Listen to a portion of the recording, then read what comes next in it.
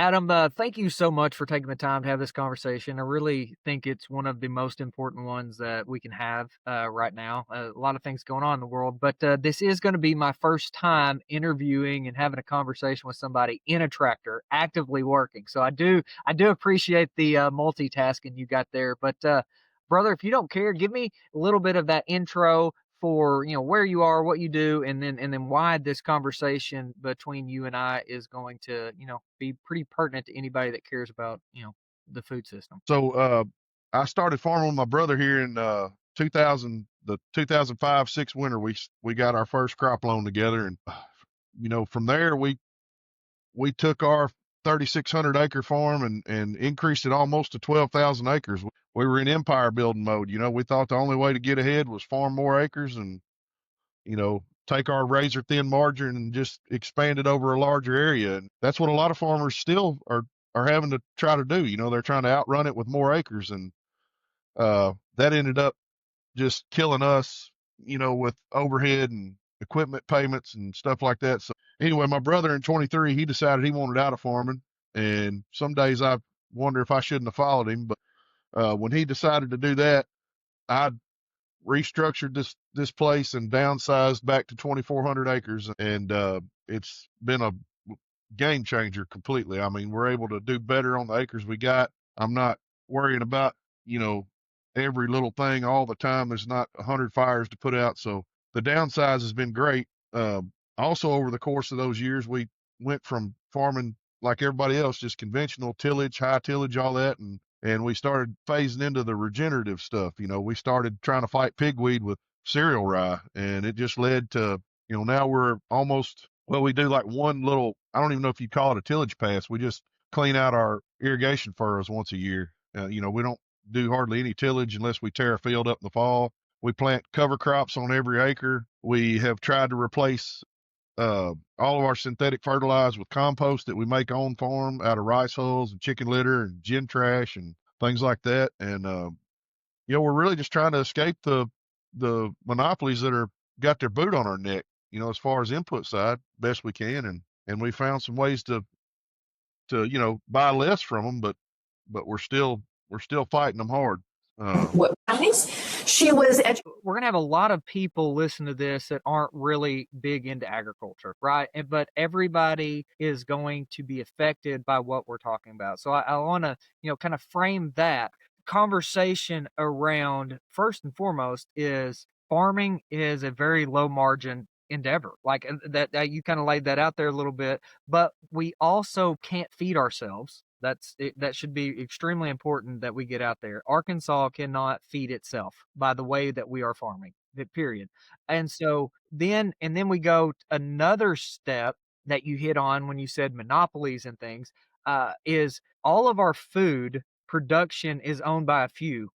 They look like they're, a race car logo, right? Like I went by a Tyson truck earlier today, and it was Jimmy Dean and Hillshire. I was like, I don't even know what all it was. Like all the different brands that fall under that, and that's kind of across the board. Adam, what I want you to go into a little bit, just so we have a little better foundation for those that aren't well versed in this agriculture, is twofold. One, what does agriculture in Arkansas look like? Right? Like the big five that we grow and then we sell into commodity markets. And then what do you think that opportunity is with the big blow up that we've had? I'm trying to be very careful and being very empathetic to the conversation with farmers. Essentially, what looks like from the public are wanting a bailout. And you came out very critical about the entire situation. So, like, what does agriculture look like in Arkansas on this commodity side? And then what was your stance on hey, we have a massive financial issue in agriculture? Sure. So you're right. We do not grow food in Arkansas. Aside from rice, everything else we grow is for animals or food or fuel. Well, in cotton, we're growing for fiber, but for the most part, everything goes to fuel or animal feed. So we're not growing food. We're growing commodities that a few companies only buy from us. And, they have lobbied the government to the point where the government uses those payments and things to incentivize us to not grow food. They incentivize us to grow these commodities for feed and fuel. So, if I hear in the public, space all the time. I go to meetings and stuff, and I hear people say, well, just grow something else. Well, if it was that simple, we would be growing something else. But, there's no market for stuff around here. Just like something as simple as sunflowers. Sunflowers would be great to grow here, but there's nowhere to take a sunflower. So we're limited in our ability to grow other crops. You can't grow, you can grow some oats, but who are you going to sell them to? Nobody around here takes oats. You could grow any number of small grains. We could grow anything here. Uh, but the fact is, there's no market for it. And I hear people say, well, just sell, skip the middleman, sell direct to consumer. Well, that's all great in theory.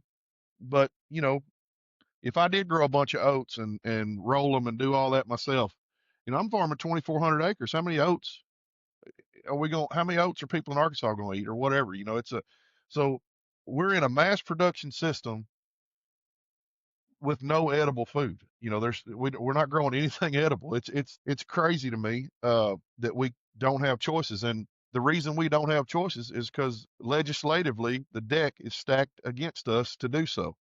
Just like the direct to consumer meat. I watched a few of your podcasts, and one of your guys was talking about that, and that is a great idea, but you can't you can't process it yourself. Like we do some whole chicken, we do chickens direct to consumer some real small business, just more of a hobby than anything. But I can't sell you a package of thighs or a package of chicken breast. I've got to sell you a whole chicken. How many people buy whole chickens anymore? Very few. They want the convenience of buying a pack of boneless, skinless thighs or something. And for me to have that product done, I've got to get into a USDA certified facility. I mean, and you know how that is. There's very few of them. The waiting list is huge. The cost is high because there are very few of them. So any hope of me making a profit on my chickens goes away if I've got to take it to that processor. So, everywhere you turn, you run into some regulation or something that is in most cases framed as public safety, but it's not. It's to protect the big boys. It's to protect it is corporate protectionism, period. You know, and that's in every aspect of ag. Every single one, Adam. And so I'm hoping there's a lot of people that they follow you and then they don't even know who I am. And so for those people, like I own a grocery store in North Little Rock. I've been a food and health advocate. Cancer is my entire world. After my little boy was diagnosed, and we dive in for solutions, and the agricultural component is what is so impactful for me to focus on, because I believe that this alleviates a lot of problems when we can get this right. So what you're talking about is this cost of compliance, right? Joel Salatin and I, Gabe Brown, we've talked about this numerous times, and it's very expensive for the smaller producers or processors to function along these guidelines that are in the name of safety, but they're really not.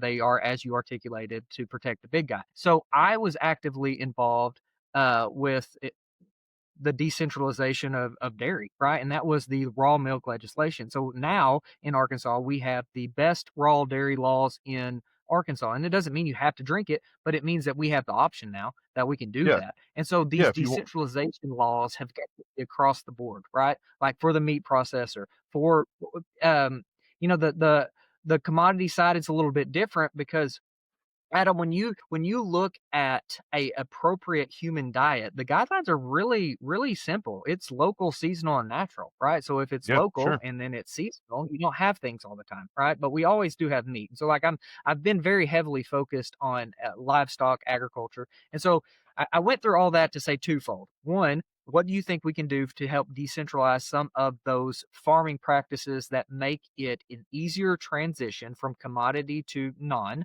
right? I've got some ideas. We can go through that. And two, do you in regenerative agriculture, like what does that mean to you? And are animals a necessary part of that? Okay, yeah. So regenerative agriculture to me means doing what's best for the soil, but also making a profit. So you've got to be sustainable as far as how you care for the land, but you also have to survive financially. Otherwise, it's all for naught. So, I'm not a purist. I still use herbicides.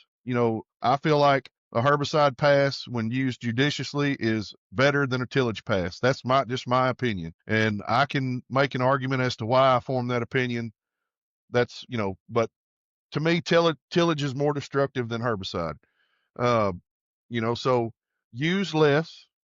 Just use it when you have to. Don't make applications just because you got time and you see a weed here and there. Make it a viable pass, and then um, do everything you can for the soil. So, have something growing all the time. It's just as simple to me as try to have something growing all the time. Use less synthetic fertilizers, less chemicals. Just use them as needed instead of just making blanket applications like we've always done. And animals, I think they're a level up, but uh they're not a must do. So a lot of guys around here don't have fence, don't have tree lines. I'm one of them. I'm trying to build that stuff slowly as I can because I do want to incorporate animals as one of my rotations. But it's not a must do. You can kind of game the system a little bit by applying the compost like we're doing. Chicken litter, things like that. So you can mimic that animal impact somewhat. Of course, it's not as good as the real thing, but it's better than nothing. So you know, I don't know. I see a lot of definitions of regenerative ag, and a lot of them miss the point entirely because they fall into this all or nothing, kind of thing, and it can't be that way if you want it to scale on big acres. It's got to be adaptable and inclusive, and it's basically just doing the best you can. You don't have to buy a bunch of new equipment. You can reuse old stuff. But yeah, it's just taking care of the soil and being judicious with the synthetic inputs. That's pretty much it. And as you get more in tuned with the principles of what you're talking about by take care of the soil, it kind of becomes self-evident in what we do. Either we're improving that or we're taking away from that. So like again this local aspect and understanding that cotton plant's going to have different soil than up in Northwest Arkansas or Northeast Arkansas, or just there's going to be some variations there, and then the environment based on just local and seasonal has more impacts. And so I hear you. I am a huge advocate though for the animal impact, but that's why I'm asking you, right? Like what makes this easier transition for somebody that's in a pure commodity model to go in a direction like what we're talking about. And so to me, Adam, this is why I'm so passionate about that, is the animal impact means that we're using animals, and animals are always a food source. So by doing more of that, we provide more food for Arkansans to feed Arkansans, right? Like that's kind of the backside of what I'm really pushing for. Yeah. And that's what we're trying to do on our farm. We want 20% of our acreage every year to be in some form of animal so we can rotate it as one of our crops. We can move that 20% to the next 20% next year and so on and so forth and rotate it around like with our beans, corn, cotton, and rice. So that's what we're working towards. We're looking at all kinds of different animals to do it. Pasture chicken is one we're looking at now. We're prototyping some mobile coops, and going to start testing those here pretty quick. And goats and sheep are our next. We're going to use those to clear out some wood lots during the summer while the crops are on, and then graze them across our cover crops in the winter and fall. So we're looking to actively diversify 20%, of our acreage into animals. That's the end goal. And I think it will be a game changer, not only for the soil and the land, but for just diversifying our income stream. Like right now, animals are paying big. Row crops obviously are not. So, it would be really nice to have 1,000 head of cows sitting out there right now. So, Yeah. yeah, Well, let's talk about that a little bit, Adam, because what scares me is because animals are paying big, as you said, my fear is a lot of people are going to be getting out of it to make the money now. And so now, as we have one of the lowest beef stocks of all time, we are going to lose it, and it's going to get further decentralized by being bought out of the market. And so I have some concerns. Do you have any thoughts? I share those same concerns. I hear a lot of cattle guys talking about not being able to buy replacement cattle, because the costs are so high. And that's me not being a cattleman. That's not something I would have ever thought of. I would have thought those guys would be just wearing it out right now, and they're having an issue because they make good on this crop, but then by the time they buy replacement cattle, they're back to zero again. Man, I don't know. That's a tricky one. I've not seen that before. Yeah, it scares me too. Cause if you can't afford to put replacement cattle on and start breeding again, what's going to happen? You know? So right now, It's cattle are terrifying. not So even, yeah. Well, I was just going to say from an economic standpoint, that's why we're looking at chickens and sheep and goats, because cattle right now, it would be impossible for us to get in and hope to turn a profit. So I'm being affected as a startup guy by the same thing you're talking about. and there is so much opportunity with the right utilization, in my opinion, for some of the smaller ruminants to really have a big place. Goats like one of the most eaten meats in the world, right? And the sheep are up there too. And so, like, we don't do that here, but I think that we could very easily do that if we continue with the education awareness. Markets like me carrying it, food or chefs utilizing it, us understanding that it's different, and so I think there's a huge opportunity. I love that you're going that route. But let's go back a little bit to where we're talking about farmers facing financial catastrophe, and that's not even a hyperbolic statement. Like, we are going to have a lot of farmers file bankruptcy and lose generational holdings, right? That's coming. So how do you view that, and what do you feel is the solution? That if maybe, like, I despise the government. I was going to be completely honest. Like, I want them involved the least amount possible. But what is the solution in your opinion? Well, so in the short term, unfortunately, if they don't provide some kind of assistance, then you're right. We are going to lose. I've heard anywhere from 30 to 50% of the existing farmers.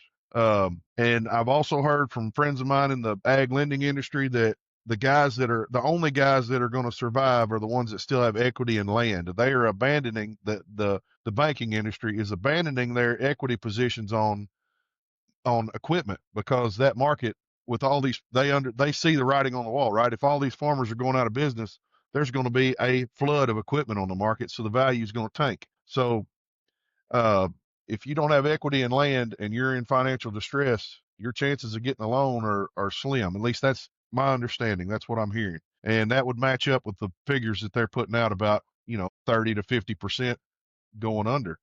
And I tell you, if you're a farmer and you see that kind of stuff coming, you need to be exploring Chapter 12, restructuring. Be preemptive about it. This is all business, right? So use those laws to your advantage, because if you can get ahead of it, there is life after Chapter 12.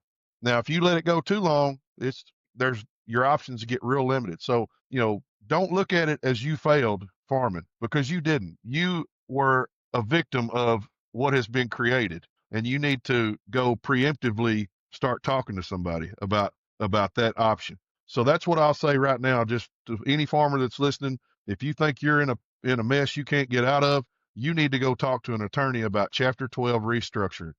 Uh, and it's just business. It's just business. So look at it that way. Uh, the next thing I'll say, as far as government involvement, I'm with you. Every time they get involved, something happens bad to us. Uh, for example, I was reading a couple papers this morning. There are tariffs specifically designed, and these have been on for a long time. These aren't Trump tariffs or whatever. This is stuff that these major corporations have lobbied for years ago, and they're directed at cheap fertilizer from China and India, cheap chemicals from China and India, and they're protectionist tariffs for the big companies in America. So I've got friends in Australia. This is how I figured this out. And a lot of other farmers have helped me dig and find these things. But we've got farmers in Australia, and they came over and visited, and they were asking some questions about, what we paid for chemicals, fertilizer, blah, blah, blah. We are consistently 40 to 50% higher than they are in Australia. And we started digging into why. Well, in the US, we cannot buy formulated product directly from China, because the big monopolies have legislated it to the point where it's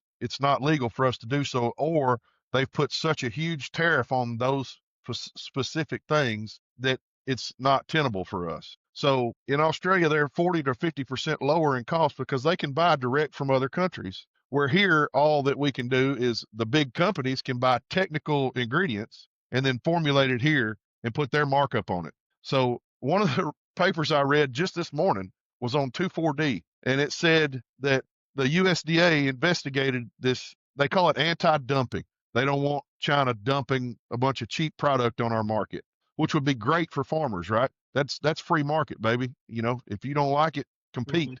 But they don't want to do that. So they have lobbied the government, and they call that unfair pricing or unfair trade pricing or something. I'd have to look the paper back up. And essentially what it is the big company said, whoa, if they dump that chemical on us, then our price is going to tank. Stop this. And they did. They stopped it. So, I hear, this is capitalism, this is free market, this is supply and demand. It's not supply and demand. It's not free market. If it was, they would have to compete with those foreign companies. And I'm all about buying American. I want to support local, so I want to support USA, made products. But when they're priced 40 to 50% higher just because they can do it, that's that's not right. That's not free market. That's theft, in my opinion, because they're the only game in town and the government is protecting them. So, and this happens with fertilizer, happens with everything. So, as far as government involvement goes, they need to, if they're going to be involved, they need to protect the folks that this whole system's built off of. That's us, the farmers. These corporations make their living off of us. So protect us, but they're not doing that. And that's what's got me so stirred up, and why you've even heard of me, because I'm trying to make noise about this. So what do you think would be the opportunity for Arkansas farmers to break out of the commodity system, right? Like you've hit on input costs. It's excessive, right? But what's the opportunity in here for a pivot or whatever? Like this is why I appreciate entrepreneurs so much, right? Like that. That's really all entrepreneurship is solving a problem. Like that's that you either providing a service or you're providing a product, and that is a solution. That's what it's supposed to be. So what is, in your opinion, not necessarily just super specific, but what is the overarching opportunity that we have? you know, I I don't know how you escape the commodity system if you're a large scale row crop farmer. Just because the financial cost to switch from growing corn, soybeans, rice, cotton to seasonal produce or whatever, that'd be insurmountable. And I don't know where you'd find the labor now with all the immigration stuff that's going on. That's a whole nother can of worms that luckily I don't have to depend on, but I've got friends that do, and it's a bad deal. But I don't know how to escape the commodity system. But what I do know is that we have to change the way the commodity system is set up. So that's what I'm actively trying to do. I'm trying to get somebody in Congress with a backbone to look at what's going on and not just provide a payment every year. Because if they provide this payment to us, all right, that's going to get us to next year. But what's going to stop us from being in this same spot again next year? These companies aren't going to lower their prices just because, oh, well, yeah, these guys are hurting, so let's lower our prices. No, that's not. We're going to be right back here again. And, I see everybody online blaming the tariffs. And let me just preface this: I'm not a Trump voter. If you are, that's fine, but I'm not. But the point is, the tariffs are not good, but they're not what put us here. This has been building for decades. They're just the last straw on the camel's back that's going to break him down. Because they've decimated a market in China that buys 70% of the world's soybeans. They have yet to buy a single soybean from the U.S., and they have no intention of buying it from us ever again. They have dumped tons of money into Brazil, and they're gone. And that is a direct result of poor trade policy and tariffs. Uh, you can argue with me if you want, but the facts are the facts. Uh, but that is not what's put farmers in this position. Like I said, that's just the latest punch in the face, and it's one that's really fixing to put some folks down. I think you're spot on that this isn't something that just popped up. Like this has been going on. I'm regularly hypercritical of Earl Butz, right? And this was in the '70s. This is early '70s of the get big, get out mantra that the federal government had with ag. And so, like to me, Adam, this is why I think this conversation is super important. Is like we're still talking about the globalized system, and we at the end of the day still can't feed ourselves. That is what very much concerns uh, me. Is like We can't feed ourselves. Yeah. Yeah. And, you know, we, and, you know, maybe I'm just not a visionary enough, but we are trapped in this commodity system. And that's how I feel. I feel trapped in it.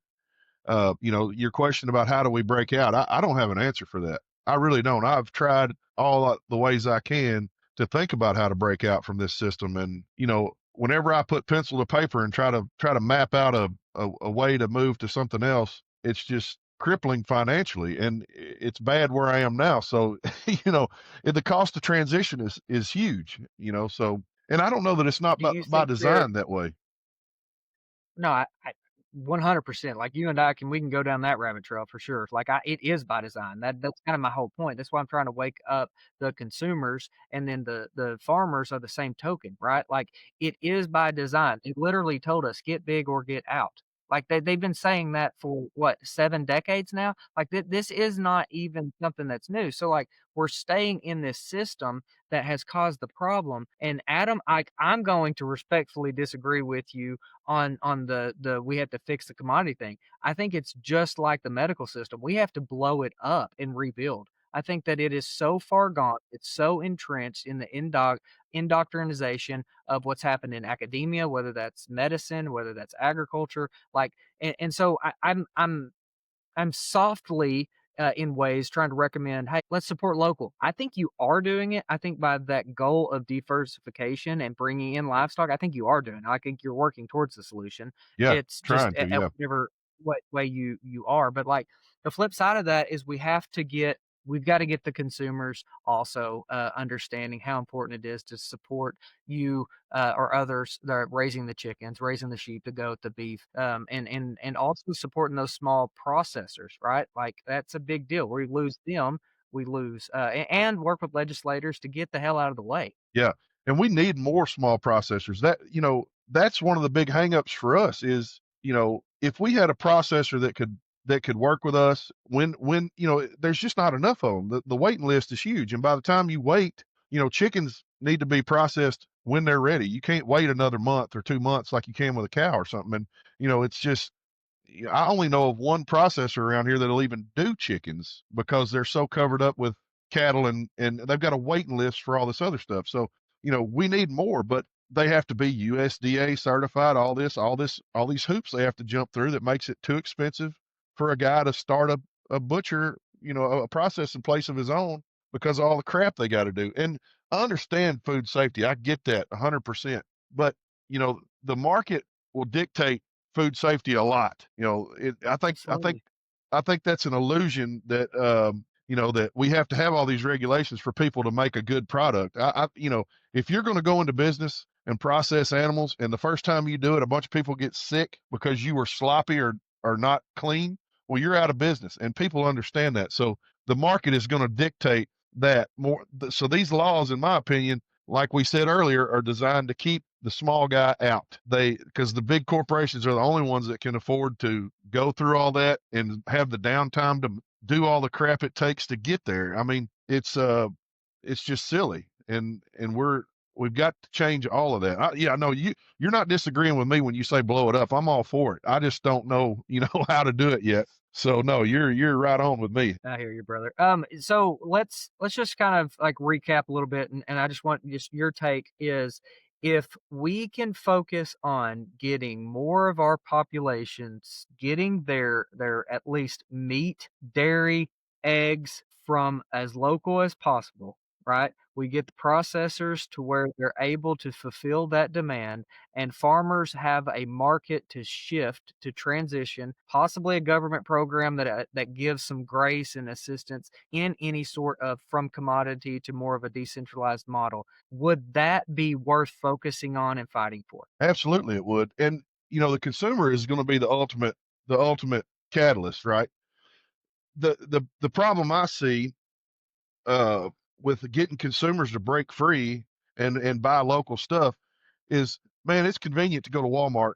I mean, it is convenient and it's cheap, and people are struggling right now. So convenience and cheap is something it's got to happen. And the local guys that are doing all this stuff like we are, we're going to be a little more expensive because of all the hurdles that we have. I mean, and it's so they're going to have to sacrifice a little bit with us. They're going to have to, for us to provide the local produce and the local meat, they're going to have to abandon Walmart, and that's a hard ask. That is a hard ask, especially in today's climate. So it's definitely going to be an uphill fight, but yeah, it's got to happen if we're going to blow this system up. That's one of the things that's got to happen. It is a big ask, and I would repackage that a little bit of saying a sacrifice and say it's more of an investment, right? Because like the other side of my world is health, right? Like I am seeing how sick we are. I see how chronic diseases are exploding. I see how we are not doing good on that side of it either. And so it's in my view not necessarily a sacrifice, but it's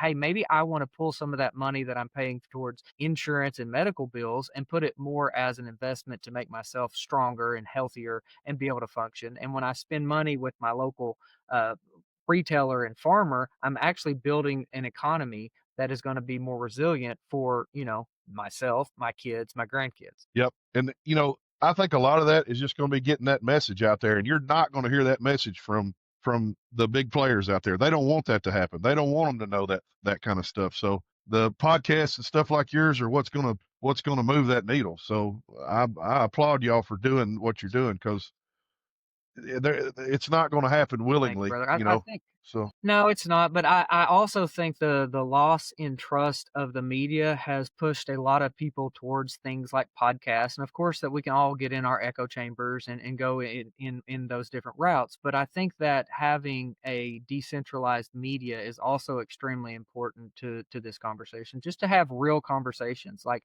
Adam, you and I didn't know each other, like, but to be able to come in and have the goal of, hey, we want to provide for our family, we want to help our communities, we want to do these things. We have different perspectives and different experiences leading up to this point. So let's have that conversation and share it. yeah.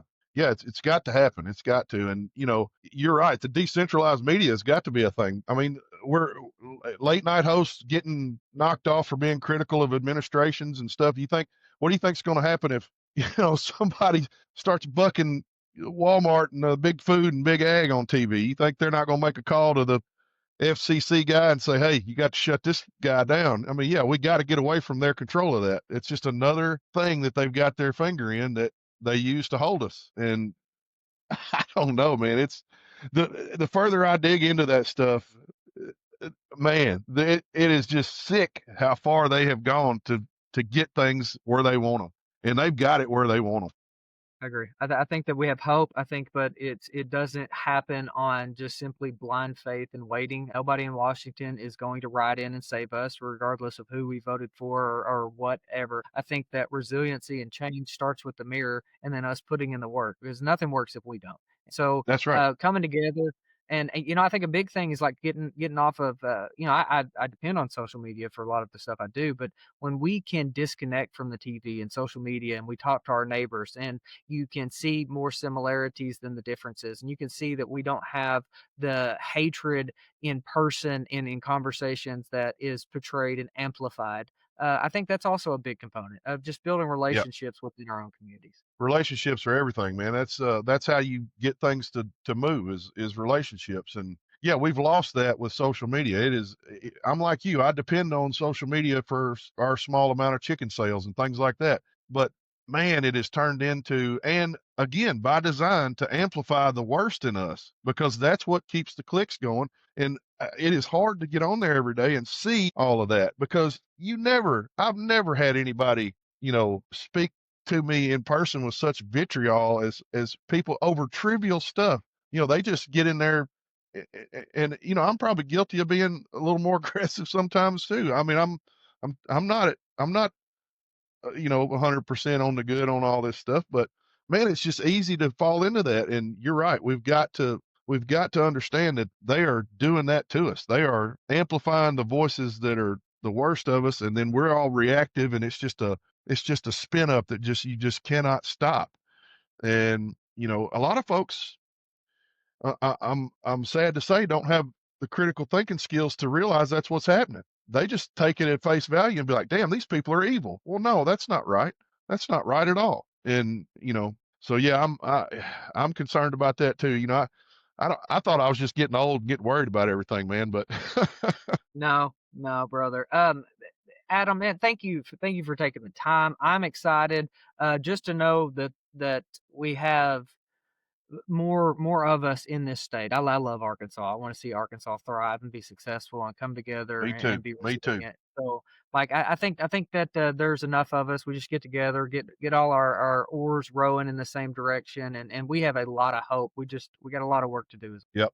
Well, I'm on the team, man. If y'all ever need anything from me, I'm here. I'm ready. So, uh, but yeah, just yeah, let's get this local thing going, because man, we could do so much if we could do this. We could get away from all these people taking all the money out of our pockets and keep it in our state. I mean, that's what we need to do.